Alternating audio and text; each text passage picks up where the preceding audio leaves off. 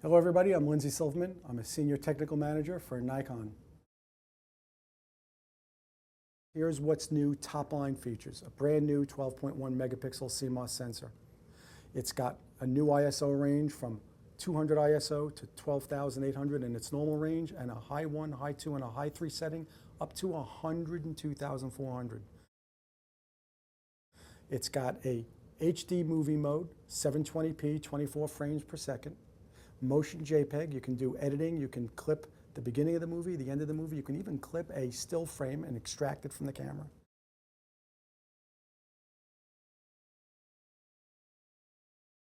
That is 12 megapixel in resolution. It is an FX format camera, meaning that the sensor size for all intents and purposes is the size of 24 by 36 millimeters.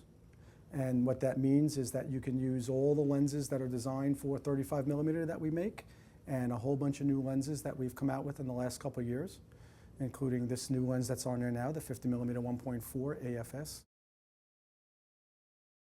Well, they've redesigned the sensor, and it's an all new original sensor, and the normal ISO range of the camera is now from 200 ISO all the way up to 12,800 ISO. It allows you to shoot at faster shutter speeds in lower light. It allows you to shoot those big telephoto lenses, maybe in not so low light at faster shutter speeds by pumping up the ISO.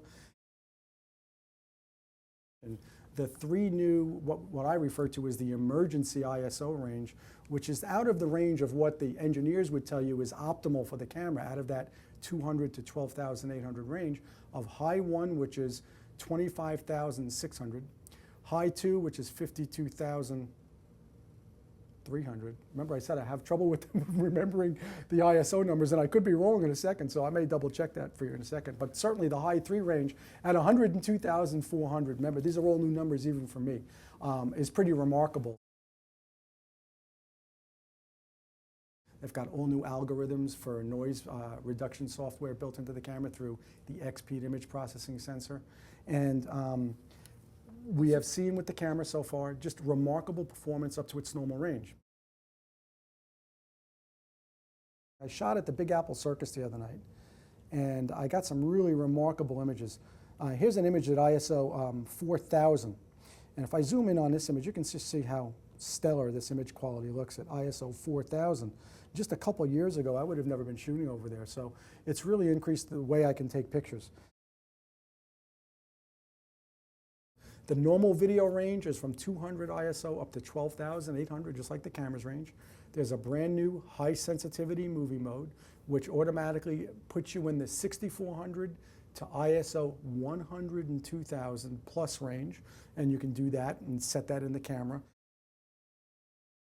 It's got a 720p high definition motion JPEG video, very important for a reason I'm going to tell you about in a second, what you can do with the editing in camera. And it's an AVI container for playback purposes, is that you can choose every Nikon lens and shoot the video, and it is our first FX format video camera, again, so you're getting the benefit of really large image sensor with this high ISO quality. Autofocus in video is done in our system. I go to the tripod live view mode. And in the tripod live view mode, it is contrast detect autofocus, which you can use prior to starting your video by pressing the AF on button on the back of the camera. It will activate via this new live view button over here. So let me go to something over here in our beautiful little area here. I set the focusing point where I want it to go. I hit the AF button. My camera focuses to that spot. One of the cool new features of D3s, however, is what we call the live view preview mode. While you're in live view, if I hit the OK button, this analog scale comes on. And if I just peek down at my camera and I set, for instance, manual metering, I can control shutter speed, which will control exposure compensation, and I control aperture for full depth of field control. Now, it's hard to see in here because the lighting is so peculiar. But it's a really great way of controlling exposure that I didn't have before in any of our other cameras. Built into the camera on the front is a monaural mic jack over here. And that allows you to record without an external microphone. It records binaural sound. And one of the new features, and a feature found in our newest D300S camera as well, is the ability to turn off the sound on recording, to set it to a low volume, a mid-range volume, or a high volume, or to leave it on an auto volume, which will auto gain the volume for you. And you can do that with the binaural mic, and built into the camera as well is a stereo output jack. So you can add any kind of lavalier mic, you can add a shotgun mic, a boom mic to the hot shoe of the camera, and then you can record sound in stereo quality. Again, a really terrific feature. You can actually clip a portion of the image prior, at the beginning of the movie, and a portion of the clip at the end of the movie. So if you start off your movie and you're not too stable, for instance, or you just don't like the footage for whatever reason, you can clip it. You can also edit at the end of the movie. So it's just great for in-camera transmitting. So I know a lot of our professionals out there might be on deadline and they want to transmit a movie, so they hook up the WT4A and they can transmit movies from the camera. And one of the movie clips that I did was with the new 70 to 200 millimeter lens. And this was just a binaural mic in low light, high ISO mode. You can see how clean the video is. Really remarkable. I had a good time shooting this. I was hand holding this. I was not on a tripod. I would recommend definitely a good fluid head for your tripod. I went out recently and purchased a fluid head for my carbon fiber tripod, and it really has improved my video. If you want to see some really great video quality, up on the Nikon website right now on nikonusa.com in the D3s area, you'll find a whole bunch of thumbnail pictures you can look at, samples from the camera, including high ISO, but two movies in particular, one by Bill Frakes, shot in Australia, that's just remarkable. And Bill is a remarkable, gifted photojournalist who shoots sports and action, and you would see some of his stuff. And a nature photographer by the name of Vincent Mounier has some nature video on there as well that is just really, really terrific. Check out the Amy Vitale and Robert Bosch videos as well in the D300S area. If you haven't seen these videos, I think it will really, really change your opinion about why you might want to use video and how you're going to go about using video and where you're going to want to use it in.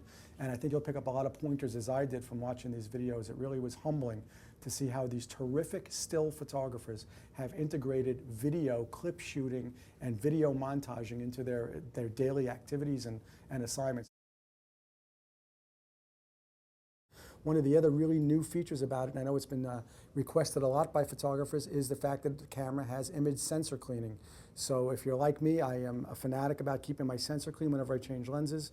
You can now clean your image sensor right in camera. You can have it set to turn on and turn off when you turn on and turn off the camera, and you can also have it in the My Menu string, which is where I put mine, and I can activate sensor cleaning anytime, and I do mine regularly after I change a lens. So it's a D3s, remarkable new camera from Nikon. You've been talking about it everywhere. You've seen examples on the web. Image performance, image quality. That's what it's all about.